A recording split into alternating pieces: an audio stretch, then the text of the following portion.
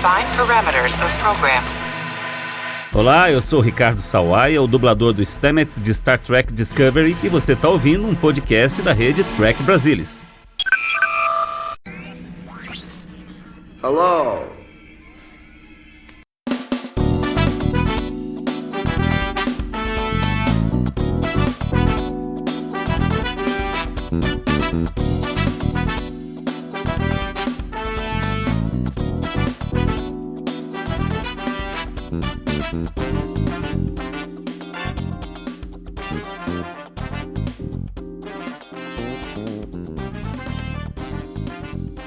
Olá você, seja muito bem-vindo ao Conversa de Bar Panorâmico. Eu sou o Murilo Bongrol e sentado aqui comigo para falar dessa franquia que a gente nem gosta, né, Odo? Fernando Odo Rodrigues. Fernando Odo ou Rodrigues. Eu diria que esse podcast só existe por causa dessa franquia, mas tudo bem. É um bom palpite, E aí, pai de segunda viagem, mas continua aí com nós no podcast. Carlos Henrique Santos. Valeu, gente. Se alguém ouviu uma criança no fundo, é a minha aqui, tá? A mãe tá tentando dar o jeito dela lá. A culpa foi minha, eu tentei colocar ela pra ver voz, acho que ela não gostou muito. Ela começou a chorar. Ela dormiu, na verdade. Ela dormiu. A gente tá tentando passar voz lá no quarto agora, pra ver se ela dorme de novo, mas não tá dando muito certo. Não, mas o pessoal vai bater aqui no nosso podcast, porque a gente tá trazendo o bebê pro bar. Pode, Carlão? Rapaz, poder não pode não, mas a gente disse que tava passando, a gente já qualquer outra coisa. No nosso bar pode. Não, pera. Você pode levar bebê pro bar, desde que não seja na fase vermelha. Tem isso também, né? Na verdade não tem nem bar, o pior é isso, pior é a fase vermelha. Pera. Aqui é a bandeira vermelha, não é a fase vermelha. As cores mudam também, tem lugar que chama de bandeira negra, então aqui vamos é bandeira preta. Exato. A gente até pode levar o bebê pro bar, desde que não seja no lockdown. Exato. E aí, alguém tá ouvindo isso aqui daqui a 150 anos falando, o que esses caras estão falando de bandeira preta? Tem esse fator também, né, Odo? Eu tava vivo quando teve a pandemia. Não, eu vou aumentar a história, eu vou falar que eu matava por comida. Mas vamos falar de Star Trek, então, que é o que realmente importa, Dani. Se o Covid, o que importa na nossa vida é Star Trek. Pra você ver, né? O cara podia falar, eu vou aumentar essa história, eu vou falar que foi eu que desenvolvi a vacina. Não, ele vai falar que matava por comida. Não, é que se eu falar que eu desenvolvi a vacina, daqui a 150 anos vai ter um Wikipédia pra saber se fui eu que desenvolvi. Se eu falar que eu matei por comida, não tem como alguém provar que não. Isso é verdade. Esse é o meu ponto. Tem alguém matando por comida por conta da pandemia? Mas daqui a 100 anos, daqui a 80 anos vão saber disso? Não, eu aumento a história. A net tá salvo, cara. Não, mas esse podcast. Infelizmente, né, isso aqui vai ficar salvo pra posteridade, para meus filhos ouvir essa obra de arte. Não, tem coisas, inclusive, que seus filhos têm que ver, né? Inclusive, aquela história de se quer raptar a criança com 2 anos... Com aquele Jedi. Mas vamos lá, vai. Vamos lá, nós temos Esquece essa franquia menor chamada Star Wars. Que é a minha franquia favorita, mas seguimos a vida. Pera ver. Todo mundo tem um defeito, né, Murilo? Certamente, tem gente que gosta de Voyager. Vou meter bala aqui, então.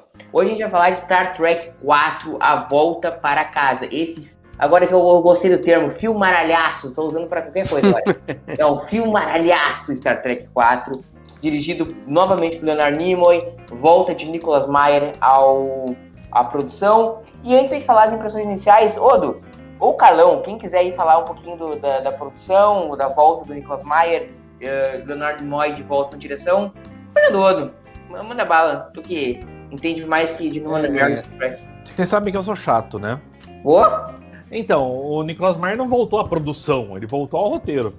Produção. Em parte do roteiro apenas. Voltou à produção. Ele não se envolveu com a Procura de Spock. Oi? Ele na Procura de Spock não se envolveu em nada. Ele voltou a estar com a produção do filme. Tu entendeu, né? Não se apegue. Ele voltou à franquia, vai. Aí é mais correto. É que existe um título de produtor nos filmes, Murilo. Então você fala, voltou à produção. Eu falei pro outro no WhatsApp, ele se apega demais ao organograma. Vai pegar o organograma, eu tô pensando em quem tá ouvindo, Murilo. Odô, deixa ela ver. Vamos lá. Essa história, a gente não vai perder tempo falando nisso, mas tinha outros 2 roteiristas escrevendo e não deu certo. Aí o Nimoy chamou o Nicholas Meyer, que concordou em ajudar a escrever, e aí ficou dividido que as cenas no século 23 seriam escritas pelo Harvey Bennett e as cenas no século 20 seriam escritas pelo Nicholas Meyer. E aí quando o filme saiu, tava para sair, os roteiristas originais entraram com o processo e tal. E aí por isso vocês veem lá nos créditos um tal de Conner e Rosenthal, que eram os tais dos roteiristas originais que estão alegando que o roteiro era deles. Mas o mais engraçado nessa história, se você quer falar de bastidores mesmo, Murilo, Fala. é que esse filme era para ter Ed Murphy no elenco. Acabei de Lembra ler. disso? Eu tô com o desenvolvimento do filme na minha frente, eu ia falar isso, mas manda bala. Lembra disso, Carlão? Rapaz, eu soube disso muito tempo depois, assim, né? E ainda bem que não deu certo, porque eu acho que não sei se daria certo com o Will Smith, mas eu gostei Will Smith? Will Smith, agora eu sei, do Ed Murphy. Eu não sei se daria certo com o Ed Murphy. Com o Will Smith daria certo, eu sou fã do Will Smith, né? Agora, eu gosto muito da atriz, da Gillian, então acho que ficou bem legal. Eu tenho nada contra o Ed Murphy, pessoalmente, assim, eu acho um super ator, mas não para Star Trek, na minha opinião.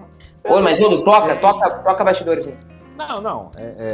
O estúdio queria juntar duas franquias, vamos colocar assim. O Ed Murphy estava na alta por causa de um tiro da pesada, e Star Trek também estava nos trilhos, o estúdio estava feliz com os resultados, e eles disseram que o Ed Murphy era fã de Star Trek, vamos juntar tudo.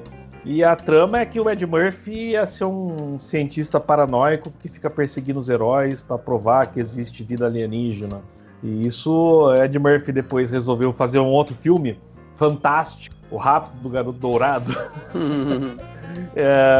E aí eles tiveram que ajustar o roteiro, porque não ia ter mais esse papel do Ed Murphy. Eu sinceramente acho que a personagem da Gillian funciona muito melhor pro filme do que a gente ter um cientista caçando ETs em São Francisco. E o filme se passa principalmente no século XX por redução de custos, né, Carlão? Era uma possibilidade, né? Trazer todo mundo de volta para esse período, porque aí você economiza uma grana.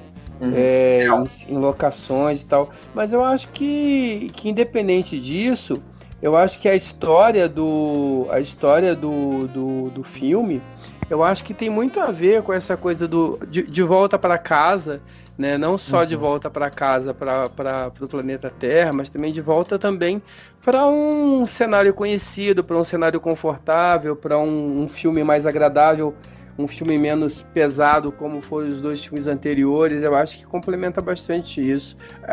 Não sei, sinceramente, teria que rever até que ponto a questão financeira foi um fator de decisão. Mas eu acho que é mais barato, não é? Óbvio que é mais barato. Não, que fica mais barato, sim. Mas a ideia toda e a ideia dessa história do Nimoy, ele queria fazer um filme mais leve, B, passar uma mensagem. E a mensagem que ele quis foi com relação às baleias jubarte que estavam em risco de extinção. Então ele pensou, ok, no século 23 estão extintas, vai ter uma ameaça que precisa de baleias jubarte para resolver. Então, quando a gente pode achar baleias jubartes? No século 20. Então, assim, por consequência, você, até certo ponto, reduz custos, sim. Até certo ponto, que, vamos lá, você teve que fazer a ave de rapina flutuando sobre um barco no oceano, a ave de rapina voando por baixo da Golden Bridge Bay, Golden Bridge lá de São Francisco, né? Então, assim, eu acho que foi muito mais uma decisão de trama e de, ok, vai ser legal botar esse povo no século XX, porque eles vão ser peixes fora d'água, com um agravante ainda que pouca gente se lembra. O Star Trek 4 foi lançado em 86. Vocês sabem o que estava rolando em 86? Copa de 36. O Zico perdeu o pênalti. Copa? Bom, Copa de 86. Não é isso. Que pedrada ia dar em mim. O que tava fazendo aniversário em 86? 86, o Revolver dos Beatles fazia 20 anos. O cara tá no podcast de Star Trek e ele não consegue fazer a conta. Star Trek, a primeira temporada de Star Trek não é de 66, 20 anos também, não é? Ah, então também era um filme meio de comemoração Então, dos 20 anos de Star Trek. foi a terceira coisa que me ocorreu. O primeiro foi Star Trek, depois futebol, depois foi música e veio Star Trek. A gente tá com um host bom, né, Carlão? Não, mas o mais engraçado não é isso. O mais engraçado é que o cara, ele lembra de um pênalti, de um jogador que ele não viu jogar, numa Copa do Mundo que ele não acompanhou e que provavelmente ele deve ter ouvido um monte de gente falar que o Zico perdeu o pênalti, mas, obviamente, ele não sabe a história toda. Mas, enfim, um dia a gente faz um podcast sobre futebol Eu tô conta essa história. Eu tô dentríssimo. Copas do Mundo. Na Copa do Mundo a gente faz um podcast Copas do Mundo. Mas só concluindo meu raciocínio. Então eu acho que a decisão de fazer o filme no século XX, e de tudo que eu li sobre o filme até hoje, ninguém nunca falou, ok, tá ficando muito caro, vamos fazer no século XX pra baratear. Nunca vi essa história. Não sei. Mas eu acho que, independente de ter sido um foco, eu acho que. Eu não sei também, não teria que fazer essa conta, que gravar às vezes em locação é um negócio complicado. Aquela cena que eles gravam no meio de São Francisco, para trânsito e tal, aquilo ali é é uma cena difícil de gravar, né? Não, e tem filme coisas ali que foram improvisadas. O Kirk dando o dumbass pro pessoal lá, quando tava acontecendo na rua, não tava no roteiro. O Chekhov falando com o policial sobre as nuclear vessels não estava no roteiro. Essas cenas, a câmera estava escondida. Odo, eu tenho um orçamento que vou dar um exemplo, tá? O Spock custou 17 milhões de dólares e Star Trek 4 já custou 25 milhões de dólares. Foi até mais caro. Ou seja, seu argumento tá furado. Exato. Falou, Carlão. Não, é o seguinte, Carlão, vamos engatar então nas impressões iniciais do filme mesmo. Que a gente acha que o filme é a primeira experiência que vocês tiveram com o filme. Carlão. É engraçado, esse filme é um filme que eu precisei me recalibrar com ele, porque eu tinha uma impressão ruim, e aí eu acho que era com certeza era um defeito meu, ou uma falta de sensibilidade minha. Porque como eu sempre vi esse filme, não como uma comédia, mas como um filme mais engraçado, e a gente acaba, eu pelo menos, vou falar de tirar o agente, eu pelo menos, há muito tempo atrás eu vi essa coisa do filme mais engraçado como uma coisa menor. E eu via esse filme durante muito tempo como tipo um filme assim, não tem muita coisa a ver, né? Tipo, ele é legal, ele é bacana, ele é divertidinho, mas, pô, não é um filme assim...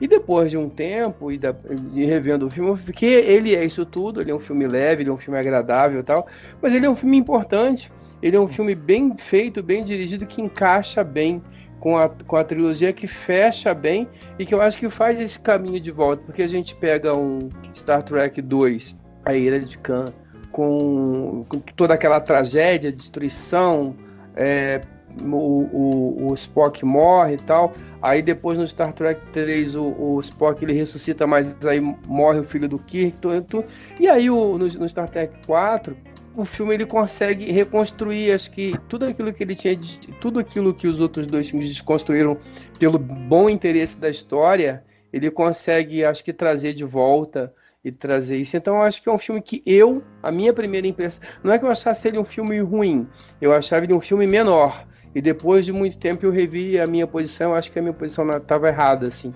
Não, é um filme, não vou dizer que é uma comédia assumida, mas é um filme que leva para o mais engraçado. Eu acho um filme divertíssimo, é o filme que eu mais rio do Star Trek, e ele repara um problema da série clássica, assim, que na série clássica, personagens secundários como Scott, como a Uhura, como Chekhov, Sulu, foram super subaproveitados. E aqui, todo tem uma funçãozinha, todo mundo ganha uma coisa para fazer, enquanto o Odo levanta 8 mãos aqui querendo falar, eu já vou concluir a tese de passo.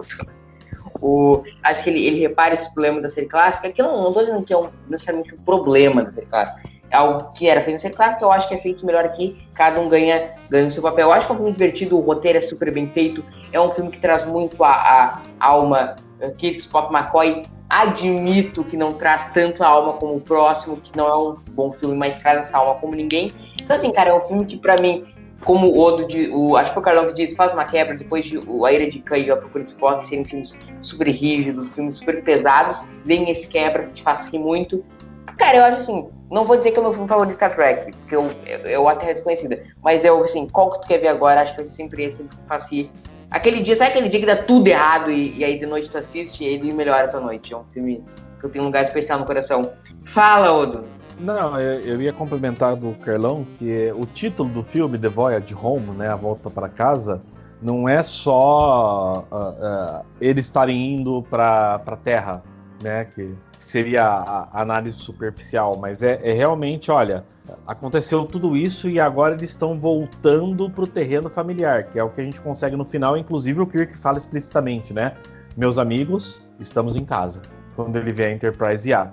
Eu só acho, assim, eu acho que esse filme tem méritos, tem muitos méritos, mas eu vou falar pra vocês, eu tenho mais dificuldade de assistir o Jornada 4 do que assistir o Jornada 3. É um filme que acaba me incomodando um pouco. Ele parece, se a gente for analisar friamente, tem toda essa história no meio, que é o Kirk e tripulação salvando alguma coisa, pra justificar que não vai acontecer nada com ele pelo motim que eles fizeram lá no Jornada 3. Essencialmente é isso.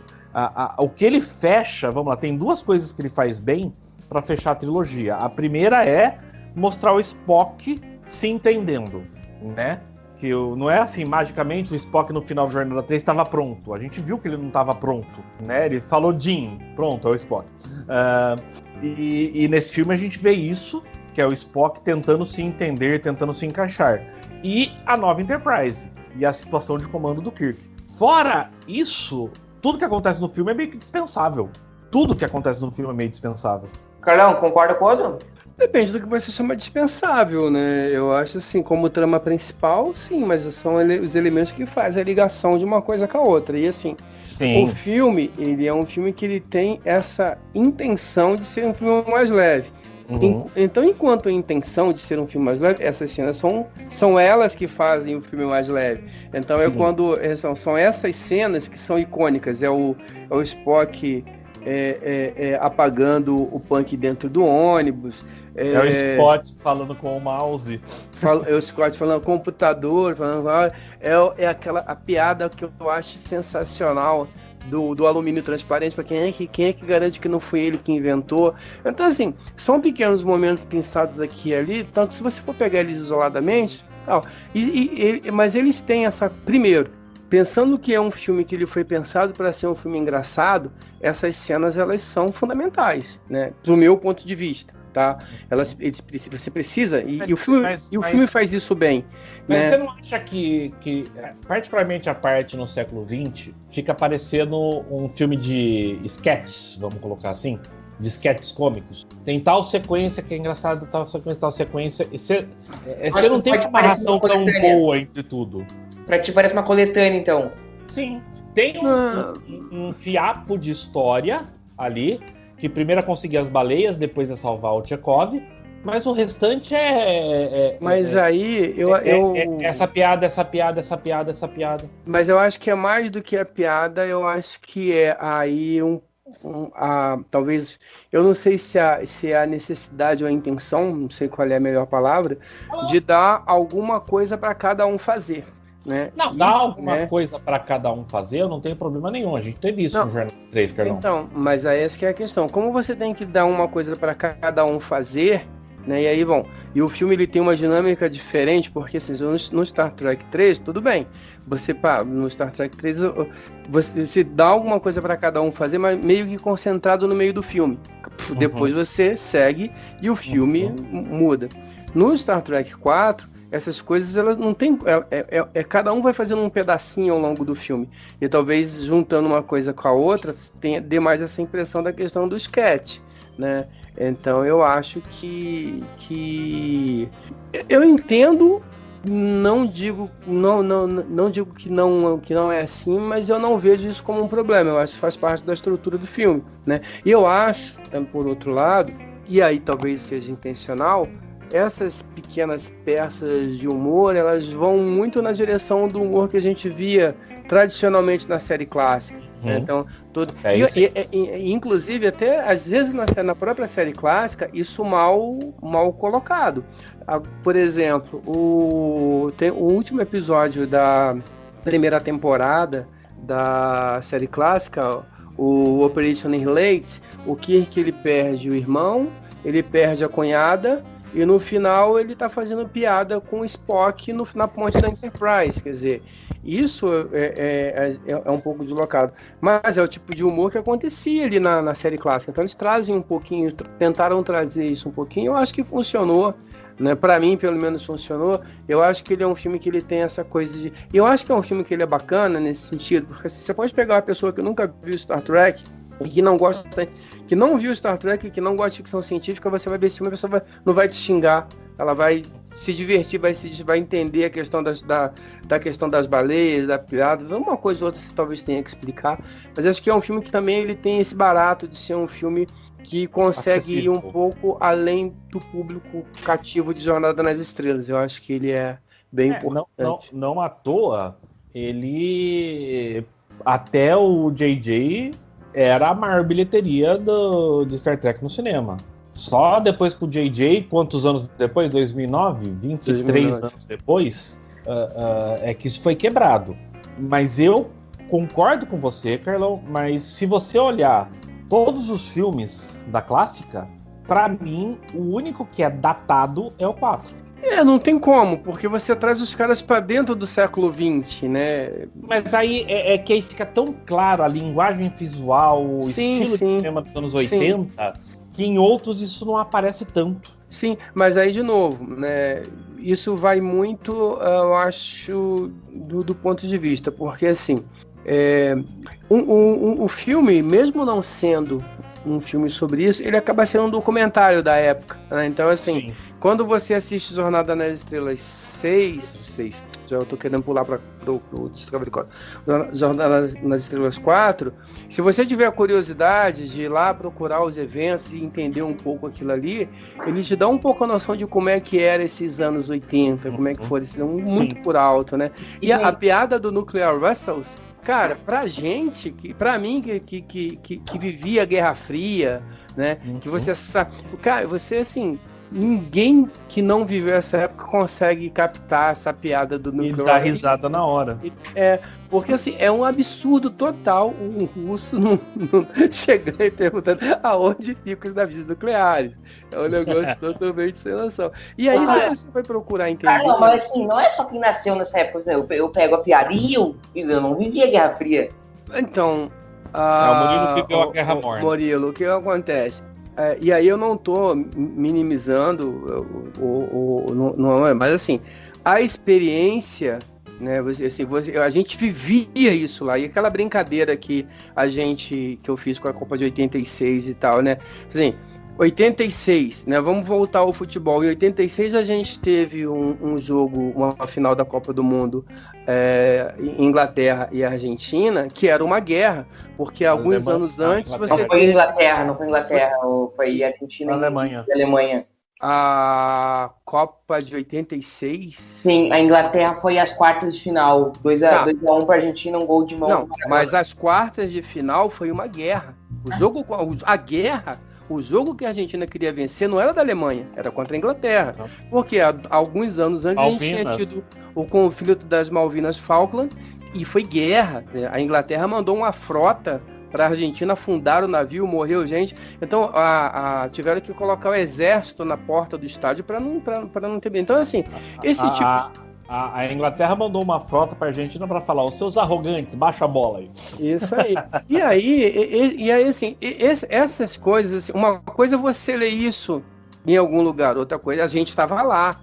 Completamente. Né? Então é um pouco disso, né? Não significa que uma experiência ela não possa ser para isso que existem, né, os registros e tal. Mas assim, o que eu quero dizer é que pra gente, assim, da mesma maneira, né, como você estava comentando agora há pouco, a questão da pandemia, da piada, de ter que matar para conseguir a comida, certamente alguém que nascer daqui a 30, 40 anos não vai ter a mesma percepção que você vai ter do que está acontecendo hoje.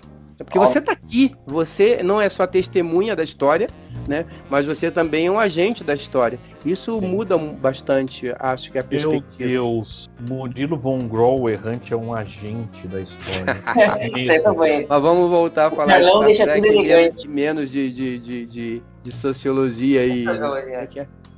Não, vai sair o Conversa de Bar Sociológico, né, Odo? Desses tantos spin-offs que a gente tá prometendo aqui no programa. Estou fora. Estou fora. Mas aí, voltando ao filme que a gente tava falando antes, o Carlão citou aí do século XX. O que vocês acharam da franquia Star Trek ter ido ao século XX? A gente já teve aí naquele ponto, a gente já tinha tido Viagem no Tempo, Tomorrow e Yesterday na série clássica. Tinha sido a única ocorrência, né? O Tomorrow e Yesterday, eu acho que teve duas. O Tomorrow e Yesterday, teve o Decision the Edge of Forever. Claro, óbvio. Né? Mas mas aí, assim, né? Se a gente volta no Tomorrow e Yesterday, acho que tem uma roubada no jogo ali, porque na verdade a gente nunca vê realmente a Terra e tal. A gente vê a gente pega o Capitão Christopher e leva ele para Enterprise, mas você tem pouco contato realmente com a Terra. E o Decision the Edge of Forever. Aí mas você vai para os anos 30. Carlão, na série clássica é Naked Time ou Naked Hour? É a Naked Time. A Naked Hour Time é que eles descobrem essa história do slingshot para voltar no tempo. Exatamente. Inclusive, era para ser uma sequência, né, na verdade, na história. Se fosse seguir o projeto, Tomorrow's Yesterday era para ser uma sequência de A Naked Time. Mas aí, por ordens de produção e tal, isso não aconteceu. E aí o efeito Stiling acabou sendo utilizado lá acabou sendo utilizado no Star Trek 4. Mas eu acho que, assim, voltar ao século XX... isso que eu ia perguntar, Carlão. Eu acho que eu ia formular o seguinte: vocês acham que o que foi a franquia que tinha ido 2 vezes durante a série clássica, fazer um filme praticamente completo no século XX, um filme mais focado no humor, como vocês veem que essa mudança da franquia em Star Trek 4? Pra mim ou pro Fernando? Quem quiser. Carlão, manda lá. Eu ia falar. Não, eu acho que eu acho que a saída ela é bem-vinda, né? Não que a gente não pudesse fazer de outras maneiras, mas eu acho que trazer a série, trazer os personagens, trazer a história, e aí para aquele contexto que naquele momento nós estávamos inseridos, essa coisa que pra gente é muito familiar, ela cria um certo vínculo com a história, né? Um vínculo que eu acho que é mais perene, mas ela também é interessante porque assim a gente vê como é que esses caras assim que são tão feras e tão fodões e tal, fora do ambiente deles, no ambiente normal, entre aspas, né? Eles são meio que peixes fora d'água. E aí cria esse ambiente muito propício para piadas. O cara, o que é troco correto, tá? Essas coisas. Então, o troco exato. Eu acho que essas piadas, elas funcionam bem por causa disso, mas também tem essa coisa da curiosidade, da gente ver e a gente perceber, né, esses detalhes, essas coisas do dia a dia. Eu acho que acho que foi a primeira vez que, na verdade, a gente efetivamente teve essas pessoas em contato com a Terra, ainda que fosse uma Terra para o cenário de Jornada nas Estrelas, uma Terra do passado. Mas eu achei que foi uma escolha bem interessante, sim. Eu acho que funciona bem. Eu acho que funciona bem, acho que fez bem para a franquia, e eu acho que foi muito interessante ver os personagens interagindo nesse século XX. Acho que os atores foram muito bem. Na minha opinião, uma das melhores atuações do William Shatner no papel do Kirk. Tem aquelas sequências que são completamente engraçadas, como o Carlão citou, deles colocando o Punk para dormir no ônibus. Acho que fez bem a interação dos atores, arejou um pouco a tripulação. E a prova cabal que Star Trek não precisava ter a nave para funcionar, que a tripulação não precisava ter a Enterprise para funcionar. Pelo menos esse é o meu ponto de vista. Outro quer completar aí o lance da século XX? Eu vou voltar a repetir o que eu já falei. Era o ano de aniversário e fazia sentido, vamos botar os personagens na nossa época, na época que os fãs hoje estão vivendo. E vamos ver como eles vão se comportar. E como o Carlão disse, isso gera muita oportunidade para humor. E é algo que a gente já falou aqui no podcast, eu vou repetir. Essa é a diferença do Star Trek 4 pro Lower Decks. Lower Decks, o Star Trek 4, você gera humor em função da situação que os personagens estão. Você não imbeciliza os personagens. Lower Decks, você faz humor imbecilizando os personagens. Tu ri com os personagens, Star Trek 4, né? Lower Decks, tu ri dos personagens. Exatamente. Na minha opinião, o Carlão tá ali, ele tem um podcast sobre Lower Não, Decks. concordo, eu fecho contigo. Então, assim, e eu acho até algo que você não foi tão enfático em falar, vamos lá. A nova geração viria um ano depois só. Né? Então, é a primeira vez que a gente tem uma real viagem no tempo na franquia dos personagens interagindo com outros tempos e outras situações. Isso a gente depois começou a se tornar um pouco mais comum na franquia. Mas ali era uma novidade. E o fato da maior parte do filme se passar nos anos 80, de novo, tornou o filme mais acessível pra galera que não é fã de ficção, entendeu? Ah, total.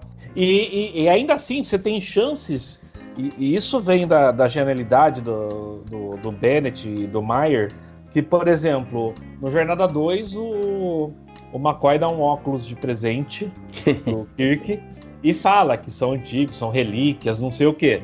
Quando eles precisam de dinheiro, o Kirk vai lá e vende os óculos, né?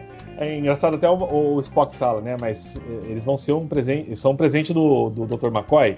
E o Kirk, mas eles ainda podem ser, essa é a beleza da coisa. Não, a beleza da coisa é que eu ainda vou ganhar esses óculos de novo, né? Exato.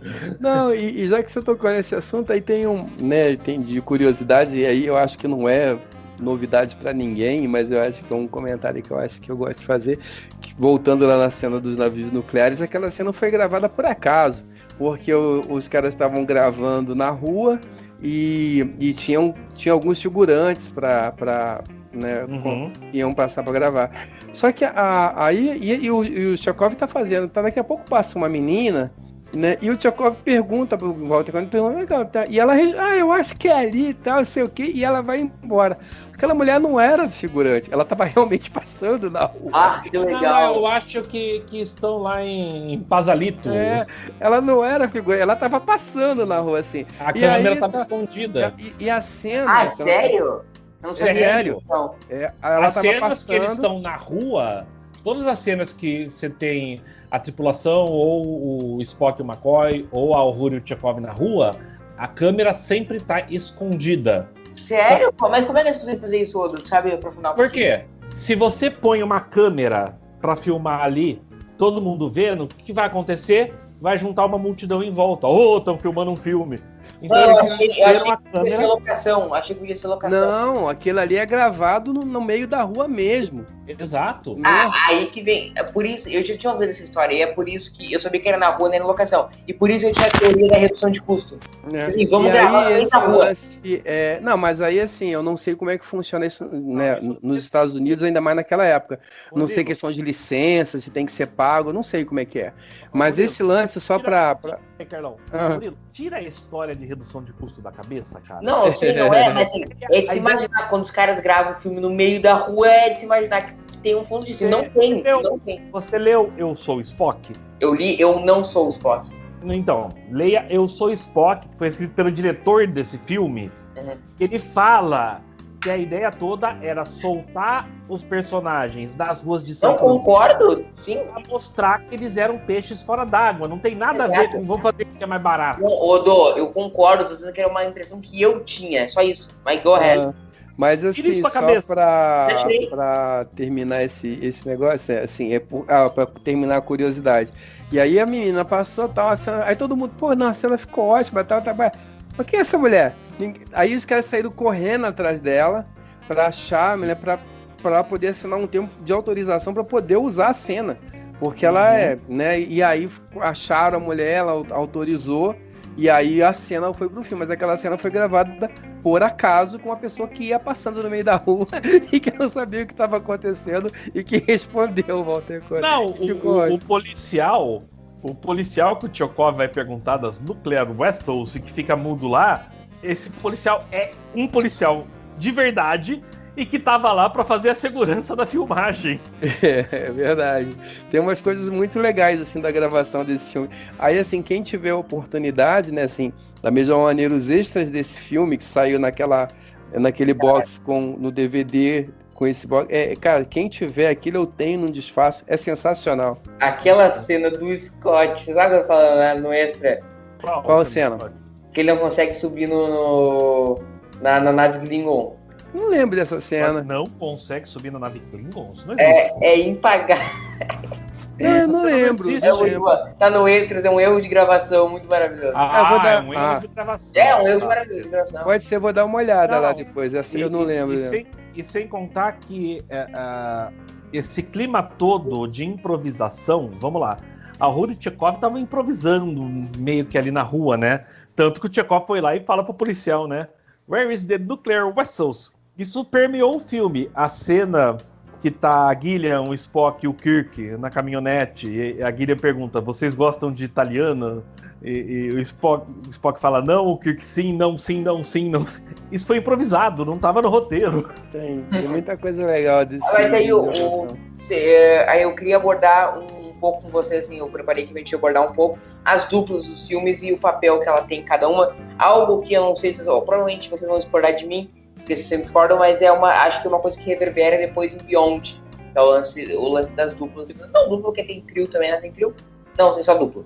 Mas foi uma pouca dupla, começando por Kirk e Spock, que também tem a nossa querida Gillian, que aparece no filme, que meio que junta um trio ali, mas é principalmente a dupla Kirk e Spock. Vocês acham que agrega?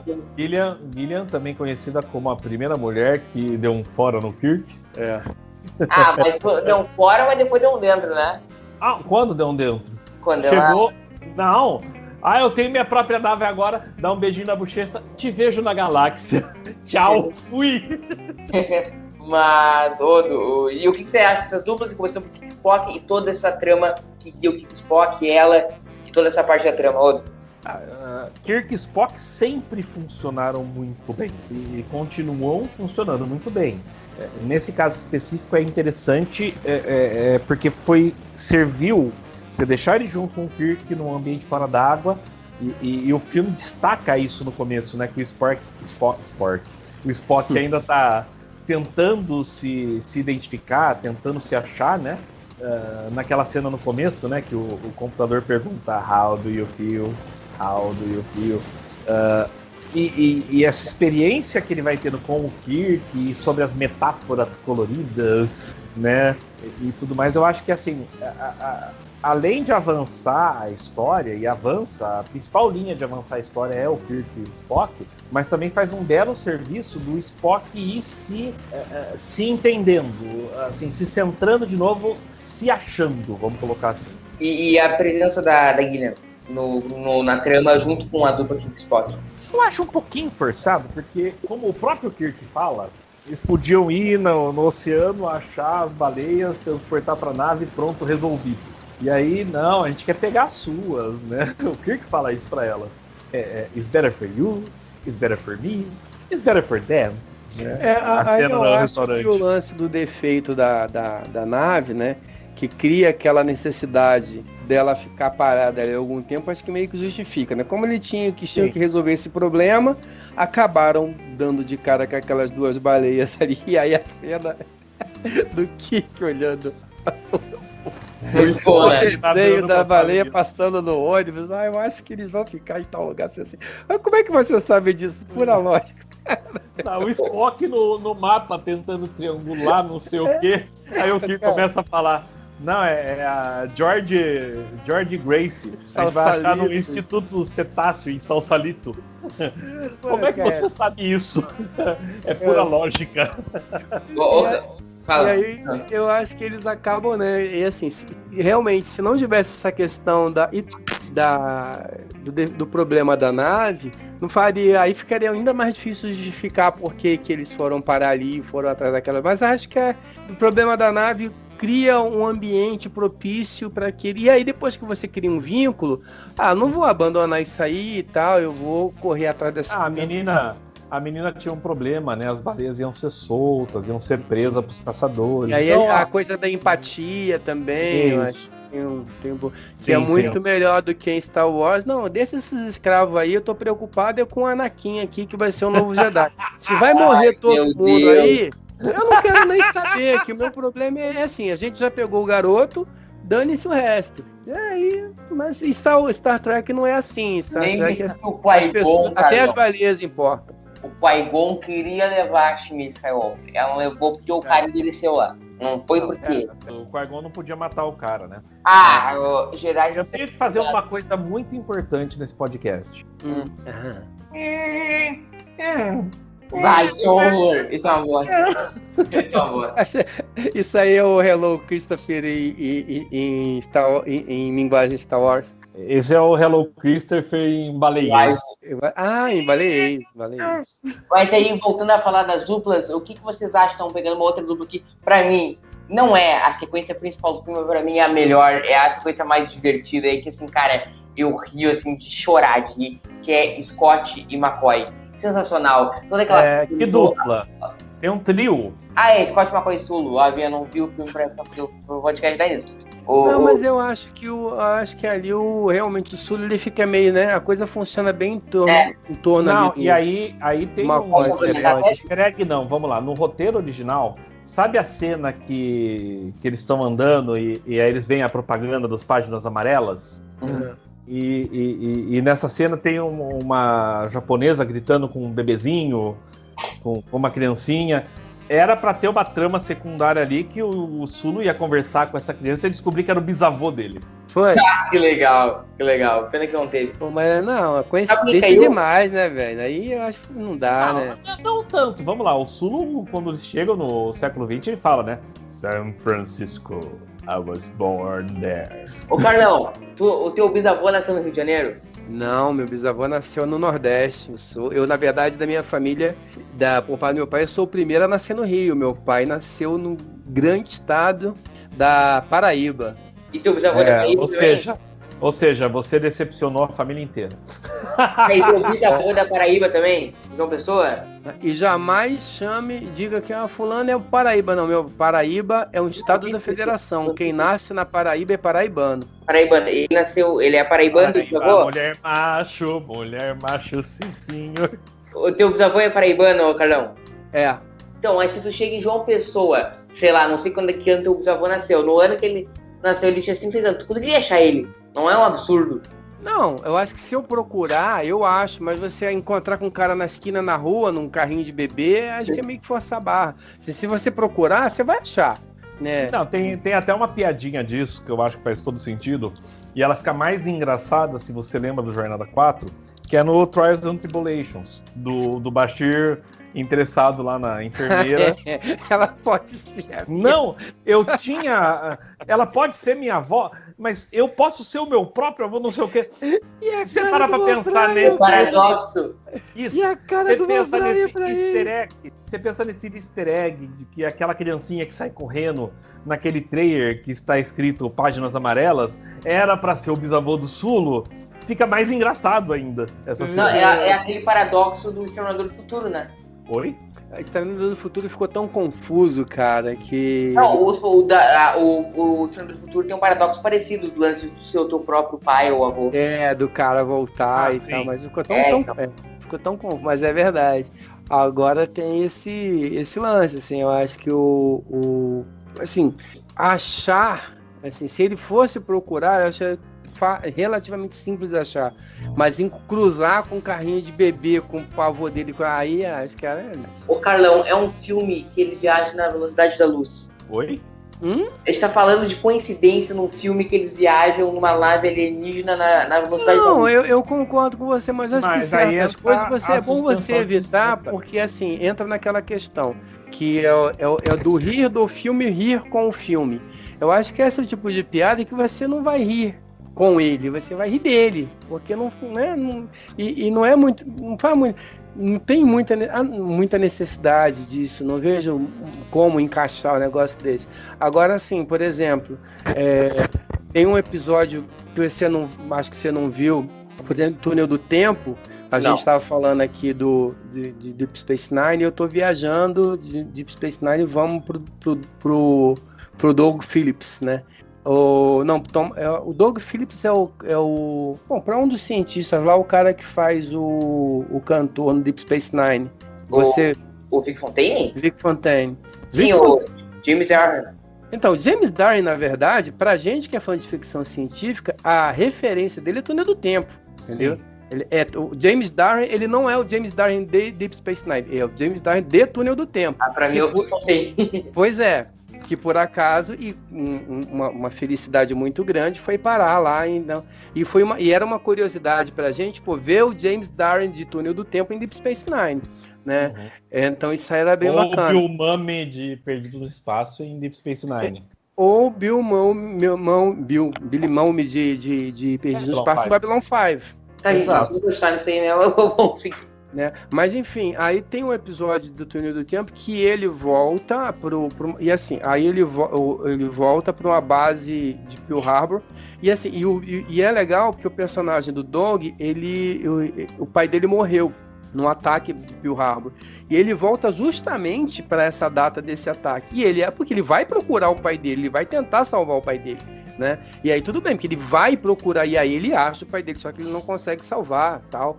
Mas é um episódio, inclusive, muito bonito. Mas assim, ele vai procurar o pai dele. Aí tudo, e aí isso tem um arco dramático na história, muito legal. Mas você simplesmente cruzar com o pai do Sulu, o avô do Sulu, num carrinho. Tá, mas... Isso é o que o nosso querido Leandro Magalhães chama de síndrome do universo pequeno. Sim. É nego que queria que o Klingon, aquele da Bengala, Lordex, fosse o... Puta, me fugiu o nome dele, o ser ou não ser, eis a questão. Shang, esse aí. Alguém diz que Jornada 6 é o filme favorito dele, cara, não é o nome do Shang. Eu lembrei da citação que ele fez no filme. Ser ou não ser, eis a questão. O Shakespeare, não sei me dizer.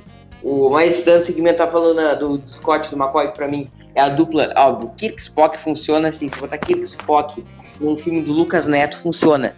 Mas pra mim a sequência mais divertida do filme, eles têm uma sinergia. Eles nunca tiveram, acho que nem episódio, né, Carlão? Tu que é o nosso especialista de TOS aí, nem episódio eles tiveram duplinha, né? Não, tem vários. Tem The Galileo 7. O próprio Decision Zero Forever. Estão os dois juntos lá. O Operation ele tá falando McCoy e Scott. Não. Isso aí acho que foi bacana, assim. Aí você tem razão. Eu acho que foi legal pegar algumas coisas diferentes. Aí você tem McCoy e Scott é uma coisa que não rolou, que não teve. McCoy Scott, McCoy. Não, mas eu tô dizendo, McCoy e Scott pra mim é uma dupla que funciona muito bem, até porque ela nunca tinha tido. Então é uma química que a gente não sabia que existia entre os dois atores. A gente tem essencialmente dos dois a cena do Alumínio Transparente, que é a melhor cena do filme. Não digo que é melhor, mas é uma cena muito legal, sim. Cara, a cena do Scott, legal. A cena do Scott no computador tentando fazer comando vocal, cara, aquilo é sensacional. Mais uma vez, jornada ele tenta mostrando fazer o futuro, comando né? vocal. Aí o McCoy vai lá, pega o mouse e entrega pro Scott. E aí, tipo assim, o Scott põe na boca então, usa o mouse ali. Computador. É tipo assim, seu burro, tem que pegar o troço. Cara, não, e aí legal a hora que ele vai digitar, né? Que parece aquele cara que vai usar a máquina de escrever e nunca fez um curso de datilografia. Hoje isso não existe mais. Mas na época a gente... Aí o cara vai catando milho. Pec. Cara, é uma cena bem bacana, assim. Aí, assim, se você acha que a cena... Eu acho que é justo colocá-la lá. E eu tenho outras coisas. Assim, na verdade, eu acho que o filme como todo ele é bem equilibrado de cenas. Eu teria dificuldade para destacar uma cena, assim. Mas enfim. Fala, Maria. Não, pode falar. Eu assisti esse filme poucos meses antes de assistir Jornada 5. Eu tinha visto o Jornada 1, 2 e 3 e eu consegui um VHS para assistir o Jornada 4. E eu mal sabia da existência de Jornada 5, o Jornada 6 nem estava sendo filmado ainda, sei lá. Então, pra mim, Jornada 3, explodiram a Enterprise. Aquela cena no final, quando eles estão indo tudo deu bem, o Kirk é capitão de novo, bababá. O Spock manda mensagem pra mãe que ele se sente bem. E eles estão na navinha lá e vai ser a Excelsior, não vai ser e tal. A cena que a câmera vai subindo, você sai por cima da Excelsior e ali atrás tá a Enterprise. Eu nem era fã assim de Star Trek ainda, mas eu vibrei com essa cena. Pra mim é uma cena muito melhor do que o Spock, desculpa, o Scott e o McCoy falando no computador pra tela. Ali, e aí quando o Kirk olha pra ver aquilo, tá todo mundo com ele fala, "My friends, we've come home." Isso é bonito.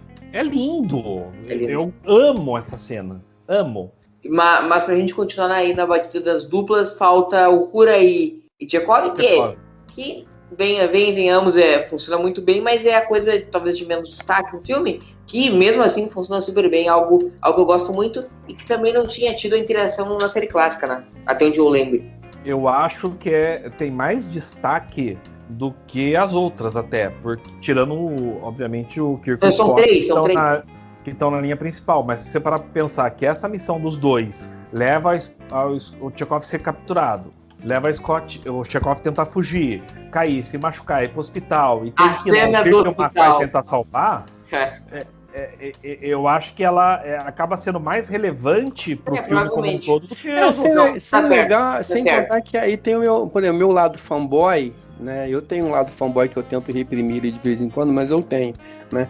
Então, assim, eu tenho uma cena na minha mente, assim, que é a Enterprise encontrando o USS Enterprise, o navio nuclear, né? Uhum. Mas, assim, eu queria que se alguém um dia fizer um negócio desse, eu vou estar na primeira que eu quero ver um negócio desse. É uma idiotice, mas é o meu lado fanboy que quer ver um negócio desse.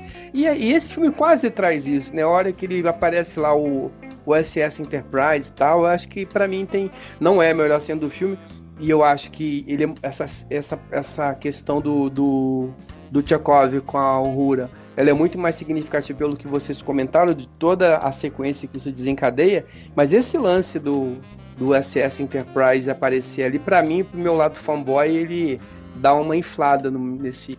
Captain, it's the Enterprise. É isso aí. Mas o que vocês acham da interação da dupla e de toda a sequência culminando na cena do hospital? Que eu não vou falar que é a melhor cena do filme pra eu não fazer o que eu faço todo episódio, que eu me contradiz. Perdão. Não, eu acho que, se for olhar, a impressão que eu tenho é que os dois não estavam muito à vontade trabalhando um com o outro, né? Acho que a impressão que dá... Os personagens? Os atores, né? Os personagens acabam sendo um reflexo disso, né? Eu não estou dizendo que eles não gostam, eu acho que não casou. Eu acho que ali não casou muito. Eu acho que a Uhura talvez tenha ficado meio peixe fora d'água naquele contexto ali, né? Talvez não tenha sido muito o papel para ela, e ela acaba também não tendo muito destaque, porque ela vai, o Chekov é que acaba ficando para trás, e ele é apanhado, e tem toda essa sequência dele ser interrogado pelo cara do navio e tal. Então ela acaba não tendo muita participação direta nos eventos, assim, porque ela sai muito rápido de cena. Então eu acho que ali, até por essa questão da dinâmica dos eventos, como acontece, ela também não tem muito espaço para ver. Ela entra e sai, né? Não tem muito o que fazer. Então acho que mais ou menos, médio, funciona, é uma cena importante, mas aí eu acho que vale mais pelo Walter Koenig do que pela Nichelle Nichols, e nada contra, né? Eu acho que era o material ali não era o material mais interessante para que a Nichelle e o Chekov funcionassem bem como dupla. Rodrigues. Acho que a gente tem que dar o mérito pro Nimoy, e pro Bennett e pro Meyer, que assim como no Jornada 3 havia uma preocupação, vamos dar coisas para todo o elenco fazer. A Uhura não vai ficar só falando frequências de comunicação abertas, etc. Mas, assim, de todo mundo, a Uhura e o Sulu são os mais esquecíveis nesse filme, né? O Sulu pega o Huey lá e aí liga o limpador de para-brisa sem querer, né?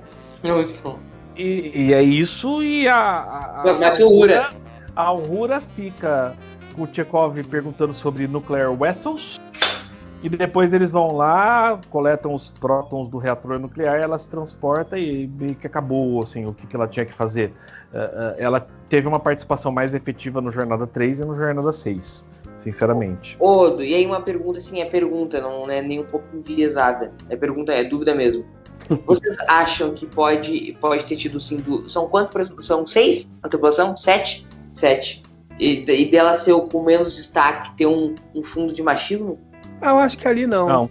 Não. Não, aí não. Aí pelo contrário, nesse ponto, acho que a direção da série, a franquia, ela tem, né, uns desvios aqui e ali e tal, mas eles sempre foram bem... Eu rechaço da seguinte forma, Carlão. A mesma equipe que fez esse filme fez o Jornada 3. Nimoy na direção, Harvey Bennett na produção e no roteiro. E eles deram a cena do Senhor Aventura para Nichão que é muito boa. No filme anterior. Pois é. Então, consequência mesmo do roteiro. Né? Não, veja bem, eu não acho isso, só achei que era relevante jogar na conversa. A pergunta é válida, eu acho que é importante, sim. Mas acho que não. E assim, é claro que a gente está falando de eventos com 20 anos de diferença e a equipe que trabalhou 34. Tô falando da série clássica para o Jornada nas Estrelas, o Voyage Home, tá?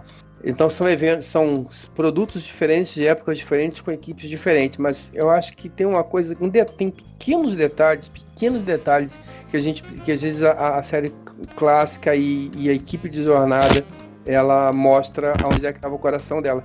Tem um episódio totalmente esquecível, que é o Fator Alternativo, que é um episódio horroroso da primeira temporada da série clássica, e tem uma tripulante que ela só aparece lá uma vez. Essa tripulante é negra, né? E essa tripulante, ela deveria ter um espaço maior na série, nesse episódio, e não teve por conta das reescritas de roteiro, e ela não apareceu. Mas o cabelo dela é o cabelo típico, aquele cabelo crespo e tal.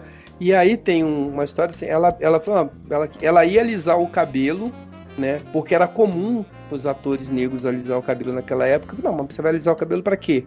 Vídeo. E não precisa. E você vai olhar lá, ela tá lá, é a Charlene Matheson, se eu não me engano, o nome da pessoa. Ela tá lá com... E isso é uma coisa... Você não vê isso em TV naquela época, né? É só um comentário que não tem a ver com o filme, né? E as equipes são totalmente diferentes, mas é só pra gente entender um pouco onde é que tá o coração de Jornada em relação a essas questões. Não, a gente for falar de machismo, concordo completamente. Se a gente for falar de machismo, vamos pensar na Gillian. A Gillian poderia ser a donzela em perigo, que o Kirk vai salvar e vai cair nos braços dele. E na ele verdade, até tenta, assim, né, Fernando? Ele até tenta. Mas vamos lá. Ela tinha um problema. Ela em si não estava em perigo, ela tinha um problema. Quando ela descobre a verdade, ela é que toma a iniciativa de não, eu quero ir com vocês, e em nenhum momento ela demonstra interesse romântico pelo Kirk. Eu acho que isso é uma grande bola dentro do filme. Sim, e ela... O que você tá fazendo, Murilo? Que nada. E ela chegou no futuro e tal, e ela se ajeita rapidamente, arruma uma nave. Se a gente for falar de machismo, olha a Gillian. Não, concordo, eu não disse que eu acho que tem. Eu só achei pertinente colocar. Eu não tô discordando de você, eu só tô mostrando que isso é uma prova de que não tem. Ok, concordo plenamente. Mas o Odo tocou num ponto legal que acho que a gente pode abordar. Que o lance de Gillian foi pro futuro, arrumou uma nave. Vocês acham que não tem algo assim, não deveria ter, pelo menos assim, nessa época não deveria ter nenhuma lei temporal que proíba eu ir no passado e alguém trazer? Carlão? Não, assim, primeiro, foi um acidente. Eu, na verdade, eu sou totalmente... A minha opinião é totalmente o contrário disso. Não desce na minha garganta tratados temporais. Cara, isso é o tipo de coisa que quer sair da fácil para determinadas situações. Vamos fazer um tratado. Ninguém faz um tratado que não vai... Cara, não tem isso. Então, assim, o cara cria um problema. Eu criei uma maneira de viajar no tempo. Só que quando você cria uma maneira de viajar no tempo, você cria um problema porque você, agora, qualquer problema que eu tiver, eu volto no tempo e resolvo. E aí você cria um tratado para resolver. Não tem esse negócio. Então isso é a saída fácil. Nesse período, eu acho que não tinha muito isso, as pessoas meio que... Eu até preferia a maneira como a série clássica tratava um pouco isso, mas quando você começa a escrever tratado para não utilizar viagem temporal, tratado para não utilizar Glocken Device, tratado para não usar... cara, é assim, isso é blá blá blá. E ali, nesse caso específico, assim, foi uma... O que você faz aí? Você manda a pessoa de volta, né? Assim, como é que você manda de volta? Eu até entendo que, assim... Aí você pode até dizer, não, a gente vai mandar a pessoa de volta. E aí o grande problema, né, se a gente fosse pensar até nessa questão que você levantou, Murilo, da questão do tratado, tirando a minha chatice, a minha caretice, vamos aceitar a questão do tratado. Eu acho que ele seria útil para você impedir pessoas do passado voltar lá e mudar o futuro. No caso dela, não faz nenhuma... Né, não vai fazer nenhuma diferença. Ela saiu de lá, saltou aqui... Aí a gente teria que viajar muito para não, ela tá aqui, como ela saiu do passado e veio para cá, ela vai interferir nessa linha do tempo e a partir aí também, se você for entrar, as histórias ficam complexas e chatas demais. Mas e só para te arrematar a questão do tempo, você pode falar, só quero já jogar essa bola para vocês daquela cena do alumínio transparente. Eles interferem ou não no passado? Qual é o nível de interferência que eles fazem ali? Pode falar o que você falar, eu só quero jogar essa bola. Eu vou continuar com o Carlão. Sim, continua. A gente teve uma amostra disso na série clássica no Amanhã Ontem.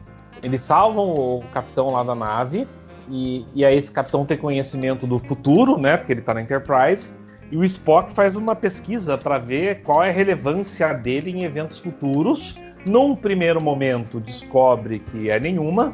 Num segundo momento, descobre que tem um filho que ele ainda não teve, que vai ser o inventor de tralalá. Pode não ter mostrado o filme, mas eu racionalizo dessa forma.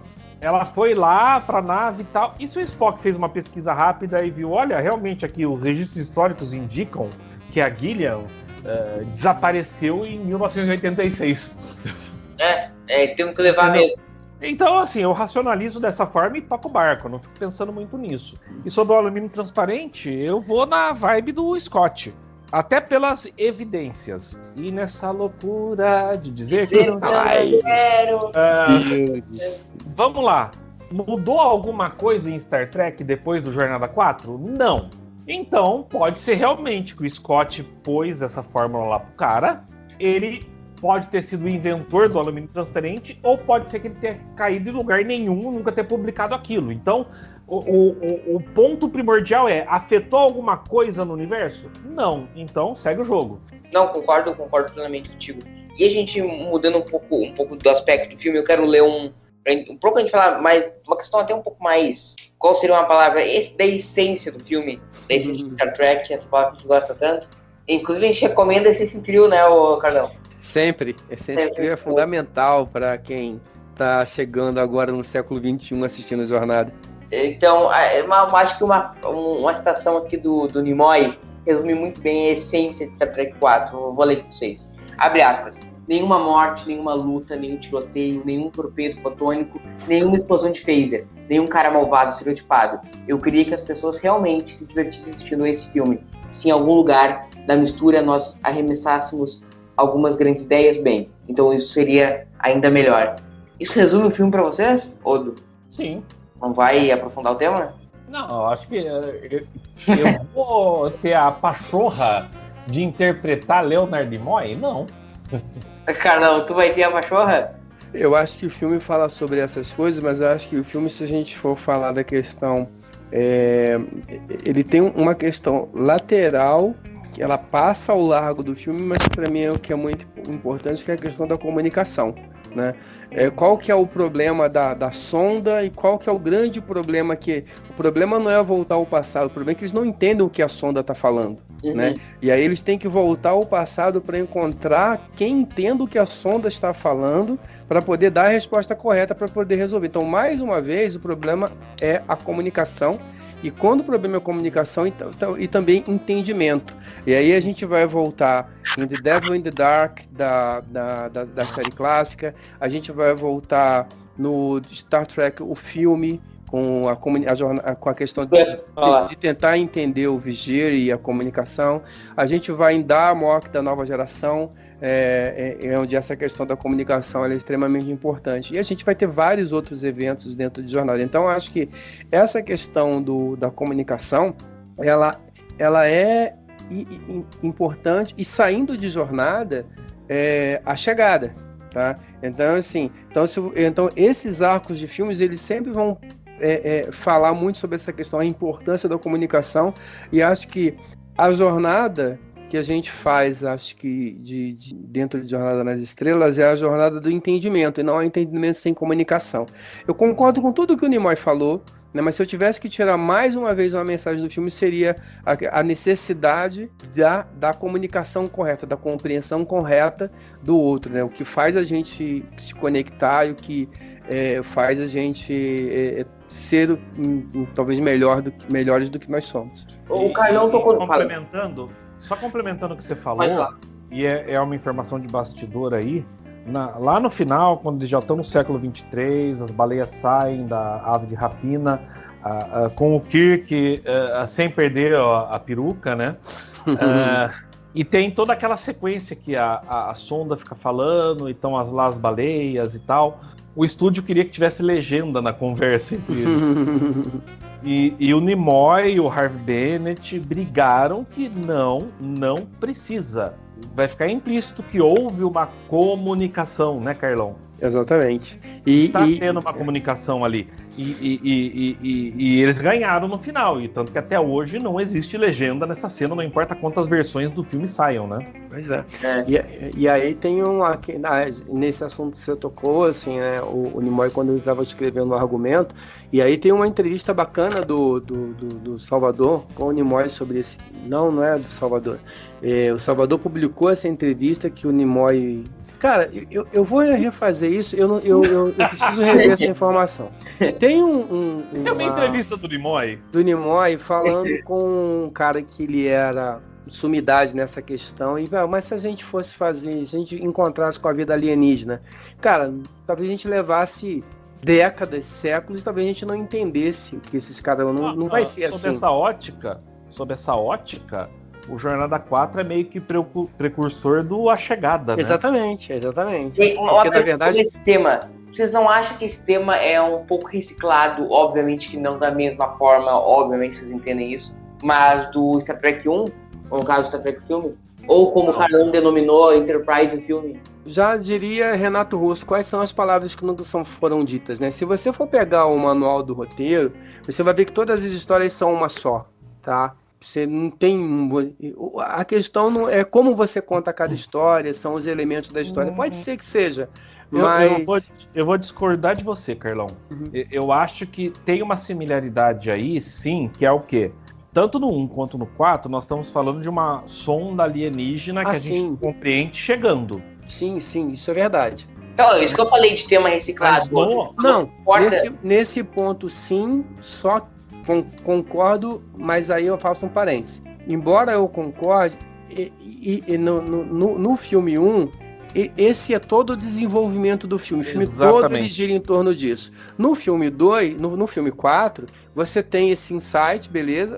Esse é o problema que você precisa resolver esse problema, mas o filme, na verdade, 90% do filme não passa por essa questão, né? E você tem o problema no início, no final você resolve, e o filme em si, aí é sobre tudo isso que o Nimoy falou, é sobre outra coisa. Exato. E vamos lá, bem rasteiramente, eles buscando a ferramenta para resolver o problema. O Jornada 1 é eles encarando o problema sem buscar uma ferramenta. Vamos conversar com esse cara, tentar conversar com esse cara para resolver. Sim, mas então, é um tema minimamente claro. Ainda que a premissa inicial seja similar, o desenvolvimento é completamente diferente. Tanto em termos de trama, quanto em termos de temas, quanto em termos de desenvolvimento de personagens. São dois filmes completamente diferentes. Você termina o Jornada 4, você não sabe qual é a mensagem da sonda, nem qual foi a resposta, nem de onde eles vêm, nem para onde eles vão. É verdade. E no Jornada 1 a gente sabe que é a Voyager 12? 6, não é? 6? Acho que é 6. Vigia. Pronto, não importa, a gente sabe de onde veio. E pra onde vão, né? Porque depois eles viram os Borg, né? Deixa isso no ar, né? Mas acho que a gente falou bastante aqui sobre o século XX. Cara, e as cenas que acontecem no século XXIII? Os julgamentos do Kirk no final, o julgamento do Kirk no começo, aquela ponte da Terra que a gente nunca tinha visto, o Sarek, o que vocês acham de tudo isso e como isso se relaciona com o outro 80% do filme? Carlão. Eu acho que essa parte do final, a gente pegando, depois que eles chegam na Terra e resolvem a encrenca, eu acho que essa parte, ela é quase outro filme. Tá? Ele é quase outro... Hã? É um epílogo, né, Carlão? Ele a história, o filme já terminou. E aí tem um epílogo. Exatamente. E o filme que o Jornada das 4 ele acabou. Você tem praticamente um outro filme que é esse arco da chegada ali do julgamento, do entendimento ali do Spock. E aí acho que é um arco que ele vai ter uma rima poética. O entendimento do Spock com o pai, que vai buscar lá o Babel da série clássica, né? A gente vai ver também a questão do Nimoy, que vai de repente compreender o que a mãe dele queria dizer lá atrás e em relação à própria questão dos sentimentos. E a gente volta de novo à questão da comunicação, né? Na verdade, o Nimoy o Spock consegue se comunicar finalmente com o pai dele. O pai dele consegue se comunicar com o Spock, ele consegue finalmente entender. O Spock consegue entender o que a mãe queria dizer. Exatamente. Então ali a gente tem ali uma pequena jornada de comunicação. E aí talvez, de uma forma mais filosófica, a gente tenha assim uma ligação desse momento com essa mensagem do filme, essa mensagem que eu disse que é uma mensagem lateral, que é uma mensagem de comunicação. Mas ele é um filme, mas esse pedaço, na verdade, ele tem muito mais a ver com os eventos anteriores, ele fecha os eventos que a gente poderia, né, de uma certa forma, fazendo um exercício extremamente abstrato, assim, a gente poderia sair do Jornada 1, 2, pegar o Jornada 2, 3, pegar o começo do Jornada 4, se você não tivesse essa encrenca da Terra, tá? Trazer a nave Klingon ali direto para o julgamento, quase dá para você fazer o filme sem esse pedaço do meio. O filme quase faz. Tirando que eles tinham que ter algum motivo. Exato, para eles serem absolvidos. Exatamente. Essa é a desculpa. Mas aí você teria que criar algum, sei lá, a famosa linha de roteiro e tal, mas beleza.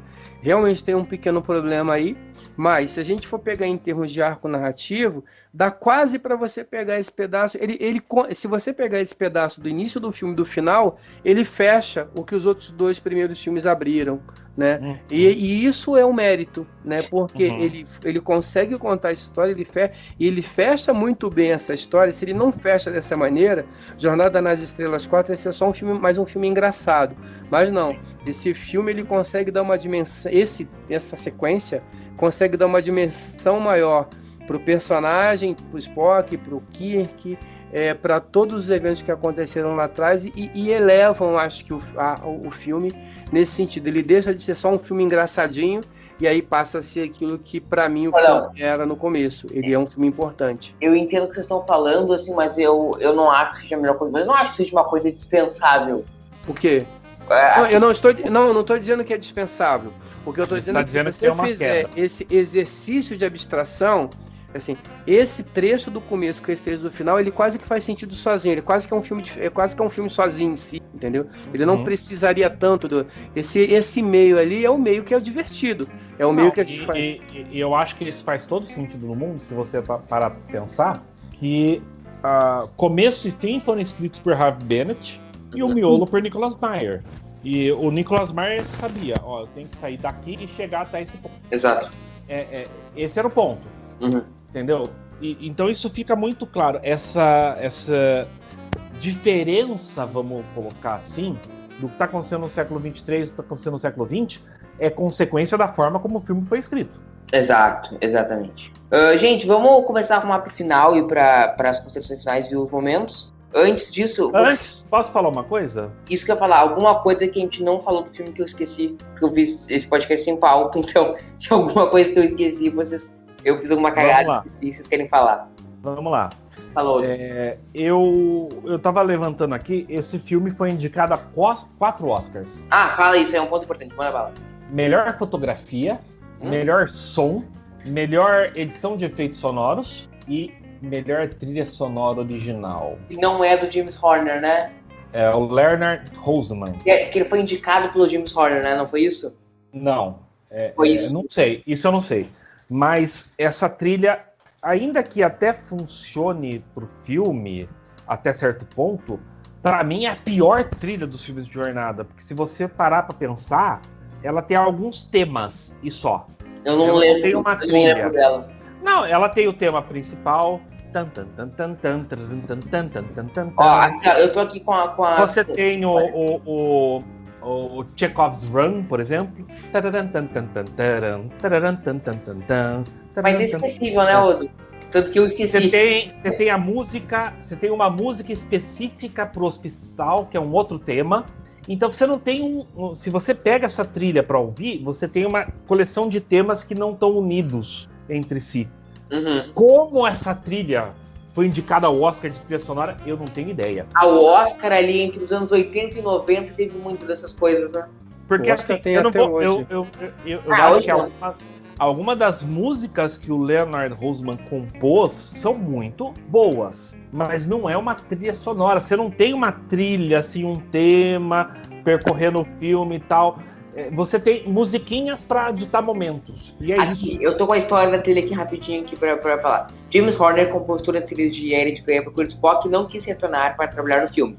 Nimoy então falou com seu amigo, não era amigo do Horner, Nimoy, que tinha trabalhado em Senhor dos Anéis. Como assim Senhor dos Anéis? Audes. O desenho. Isso, O de desenho dos anos 78, e na série de Planeta dos Macacos. É isso. E ele escreveu um arranjo também pro tema original do Alexander Corbett. Cara, é uma trilha completamente esquecível pra mim, tanto que eu esqueci de falar. Pra mim é um ponto... Não, mas é que pra mim isso destoa negativamente no filme. Uhum. Porque Não. ela é tão nada a ver, desde a sequência de abertura até os créditos finais, que é tipo... Você assistiu Highlander, Murilo?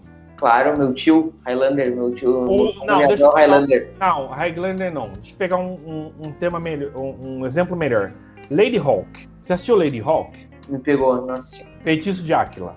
Não assisti mesmo. Não assistiu? Não. Carlão assistiu, né? Obviamente. Pô, passou as 20 vezes na sessão da tarde isso aí. É um Uma filme 20 vezes por mês. espetacular. Mas você põe pra assistir, é uma trilha sonora de música técnico dos anos 80, que assim, não tem nada a ver com o cenário medieval, fantasia, não tem nada a ver. O filme é muito bom, a trama é muito boa, e aí tem aquela trilha te distraindo. Pra mim, essa trilha do Leonard Houseman no Jornada 4 faz exatamente a Uma mesma coisa, ela pergunta. te distrai. Então, seguinte, é isso que é a questão. Ela não me distrai porque eu não acho uma trilha ruim, é uma trilha esquecível. Você acha que esse filme poderia ter tido, pela primeira vez, Star Trek, uma inserção mais moderna musical, ter algo assim, tecnopop? O que tava Mas acontecendo teve. em 80? Mas teve. Você tá esquecendo da contribuição do... Eu tô tentando lembrar agora o nome do cara, peraí. É do Kirk Thatcher, também conhecido como o punk do ônibus. Não, mas não era uma trilha sonora. Kirk Thatcher era produtor associado do filme, tanto que depois do que ele fez para esse filme, ele foi promovido para produtor. E eles precisavam de uma música para tocar no ônibus, ele foi lá numa garagem, na verdade no quarto do hotel, e gravou a fantástica I Hate You. Mas... Então quando você tá vendo o punk no ônibus, é aquela música tocando, o punk é que tá cantando a música. Não, I despise you. Não, mas eu acho que não poderia ter sido uma oportunidade. O que tá acontecendo em 86 na música? Era o auge do Tecnopop. Nós tínhamos na gringa até a gente tinha Pet Shop Boys. No Brasil era o auge do Tecnopop, RPM acontecendo. Mas não poderia ter sido uma oportunidade para eles inserirem isso, Carlão? Entra sempre na questão de custo, aí a gente da questão de direitos e tem uma série de coisas. E não sei, eu acho que não, porque não é característica da série do Jornada fazer isso, né? Eu acho que não. Lilo, fala um filme clássico inesquecível cuja trilha sonora é só músicas pop da época. Não, mas não foi isso que eu propus, Odo. Não foi isso que eu propus. O que você propôs? Eu acho que poderia ter sido uma trilha original, como foi, mas mais voltada porque estava acontecendo no momento. Aí o filme ia ficar datado. Assista 007 Somente para os Seus Olhos, por exemplo, que é uma coisa... Odo, eu não tô dizendo nem que eu concordo, eu só joguei a bola. Tudo bem, eu tô provando o meu ponto, calma. Assista 007 Somente para os Seus Olhos, que é uma trilha do Bill Conti, e ela é toda dance anos 70. O filme não é ruim, não é dos melhores bondes, mas não é um filme horrível. A trilha é uma merda. Tá, e olha mas... que eu gosto do Bill Conti, porque é só o cara que compôs a trilha do rock. Não, mas, cara, não necessariamente o fica ruim, sei lá, pra te embalo no sábado à noite é ruim a trilha sonora? Eu acho que os embalantes... Não, eu não sei, cara. É muito difícil pra mim, pelo menos pra mim, avaliar. Porque aí entra aquilo que eu falei pra você no início, só que é ao contrário.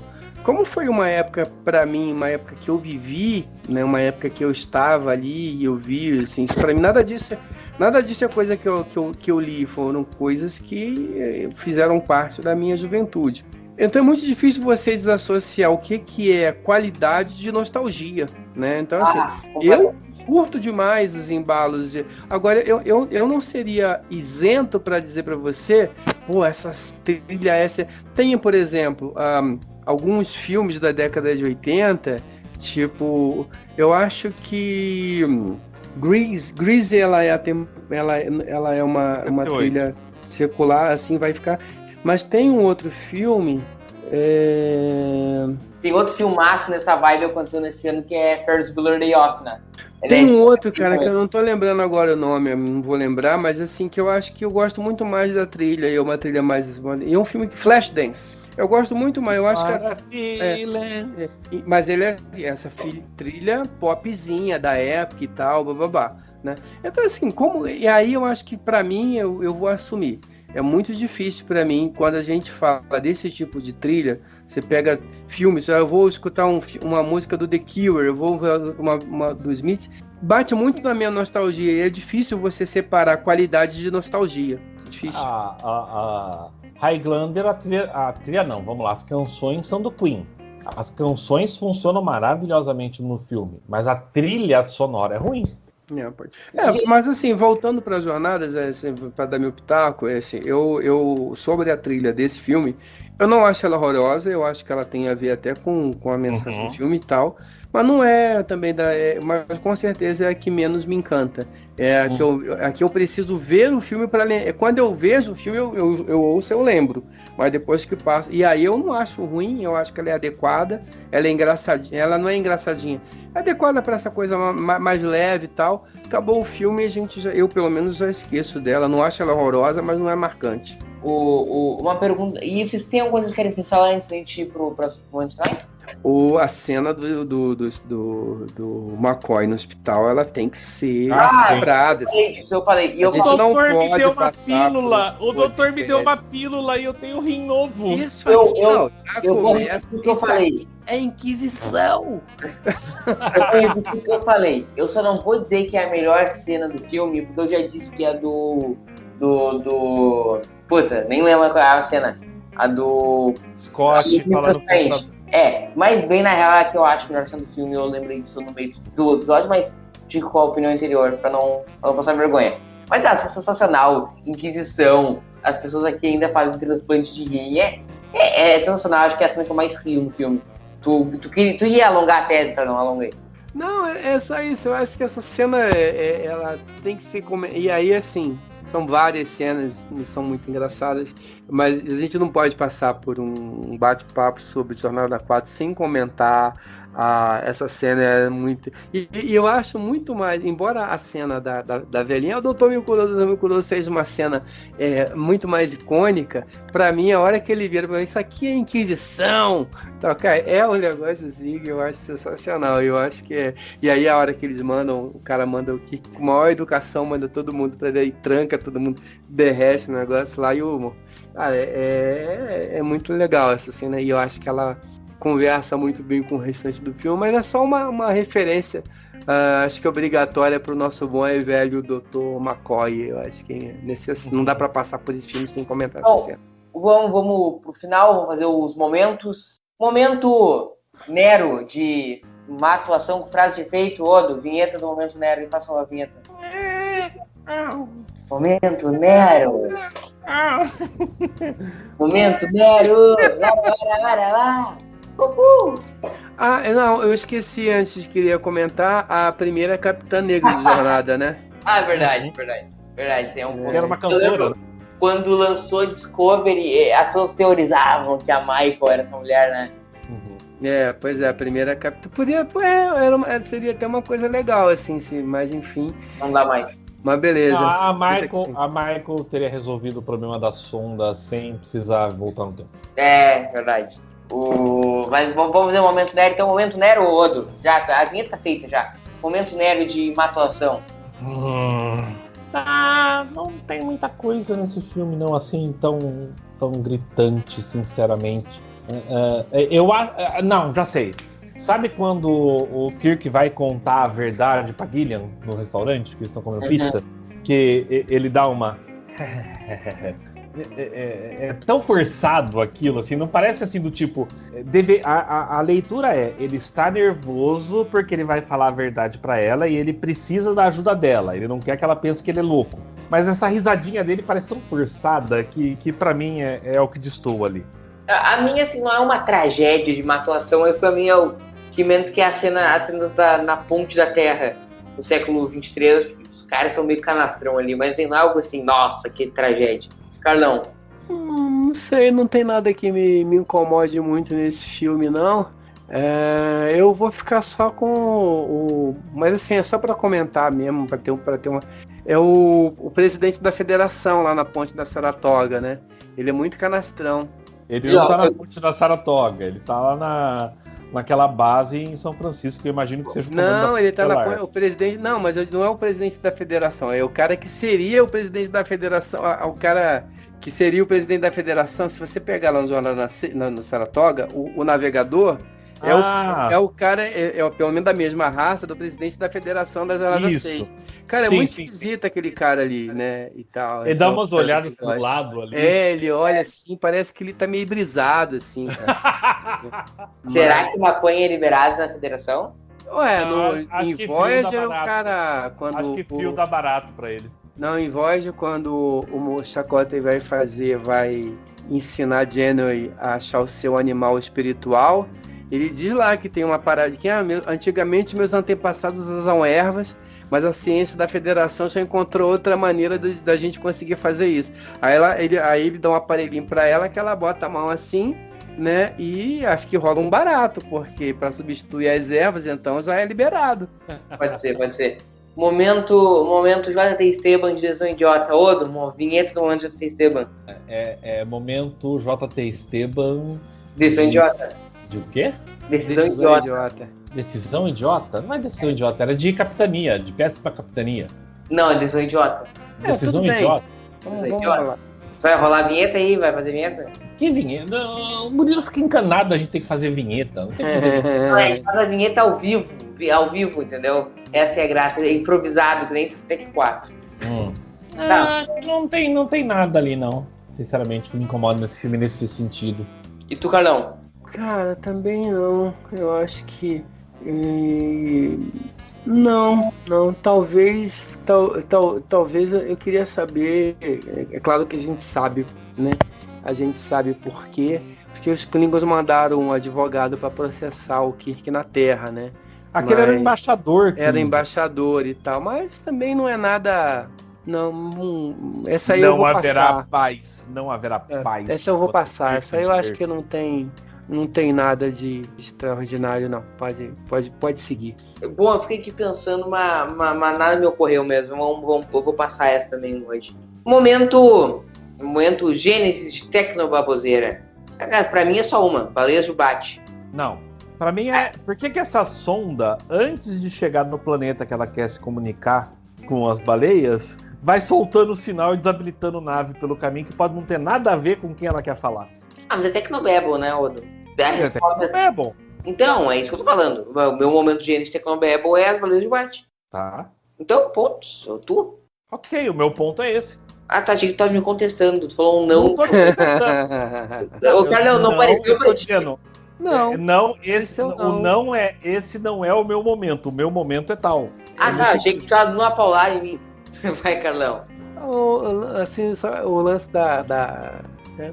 Assim, o fato dela vir desabilitando as naves, eu não acho assim. Eu acho que assim, desabilita quem chega perto. Eu só acho estranho os caras só terem percebido isso quando já tava chegando na federação, né? Ninguém viu, assim, os caras já vêm já há um tempão já.